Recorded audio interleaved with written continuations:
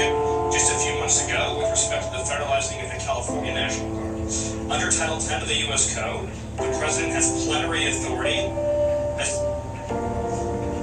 Stephen? Stephen? Hey, Stephen, can you hear me?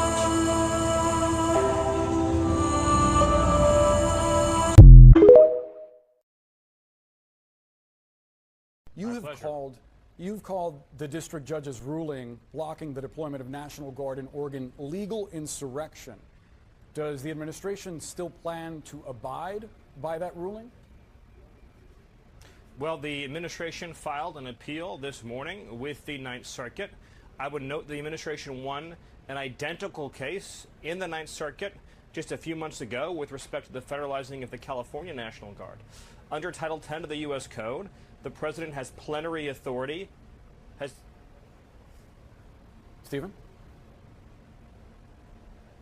Stephen? Hey, Stephen, can you hear me? It seemed, Stephen, I apologize. It seems like we're having a technical issue.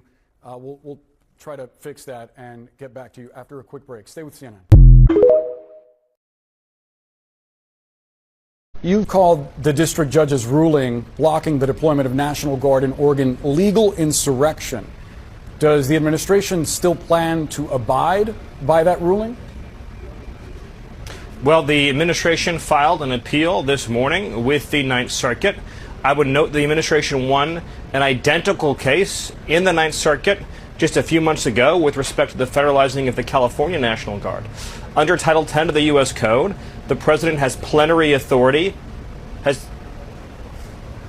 Stephen? Stephen?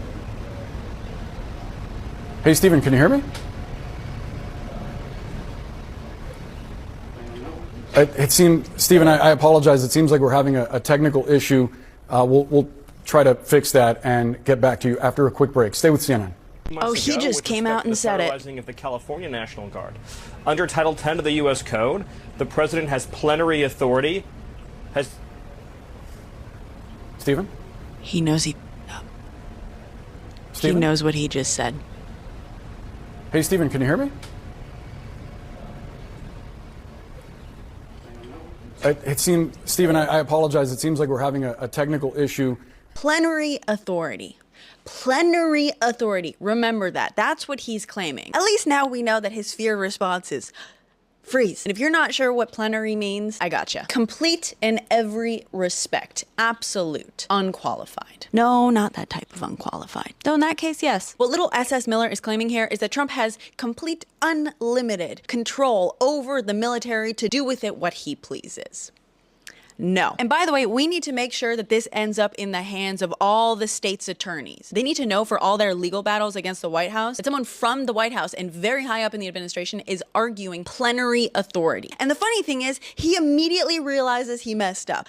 This whole technical difficulty thing does not make sense. That's not what happened here. Little SS Miller was talking completely uninterrupted, said a word, and then froze. By the way, if you needed any more confirmation about the brain power behind this hate, if the audio had just cut out, he would have had no idea because he was the one talking. If he started getting a different audio issue, maybe like a weird noise or interference, he would have said that, or at least any normal human being would have said, I'm getting a weird noise. This was little SS Miller realizing immediately that he really, really stuck his foot in it. He said the quiet part out loud. One commenter even suggested that perhaps he had been rehearsing this argument to roll out at a later date. And I think that that might not be far off. Maybe it wasn't so much rehearsal, but it's clear that this is language that slipped out because that is how he's viewing it and how he's talking about it. They are prepared to claim complete, unlimited authority to do whatever he wants with the military. Wake up. By the way, if you wanted any confirmation of why AI overviews or tech companies are not your friends, when I went to pull up US Code Title 10, which by the way, everyone should download before they try anything sneaky, it was clear people had been looking this up because the top suggested search was US Code Title 10 plenary authority. I clicked to see what people were being served up. And sure enough, in the AI overview, it says that while the US Code does not explicitly use the term plenary authority, instead it defines the authority of the president to call members and units of the National Guard into federal service to suppress rebellion, repel invasion, or execute federal laws which is a form of broad or plenary power over military forces. And I think it's important that we understand what's happening here, because too many people are relying on these AI overviews and ChatGPT, which, by the way, you should never go to for factual answers. Plenary does not mean broad. Some people may use it that way, but it means unqualified. Absolute. And by definition, even according to this AI overview, the fact that the powers are defined and limited to specific circumstances makes them not plenary. That qualifies them. Now, can you debate exactly how broad those powers are under those specific circumstances? Sure, and they are. But this is also not the only place in our legal code where these powers are defined or limited. Lastly, by the way, even if we were to just look at this statute, even if he calls the National Guard into federal service to quote unquote quell rebellion, quote, orders for these purposes shall be issued through the governors of these states. And guess what? Governors, while they have to follow federal law, cannot be compelled to follow a presidential order, because we have something called the anti-commandeering doctrine. It's part of that little states' rights thing. Basically, the principle is that the federal government cannot take over or commandeer a state government to use it as part of the federal government.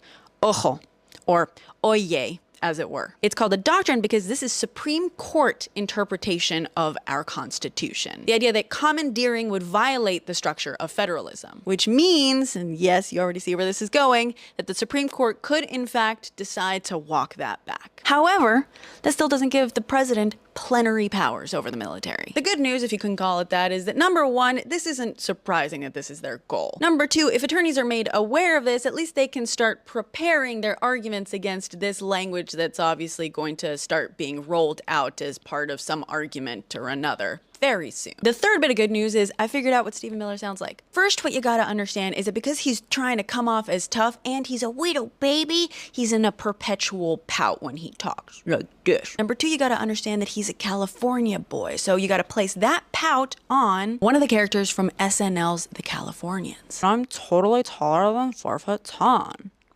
Oh, and the last bit of good news is I'm fairly certain he had to go change his pants after that interview.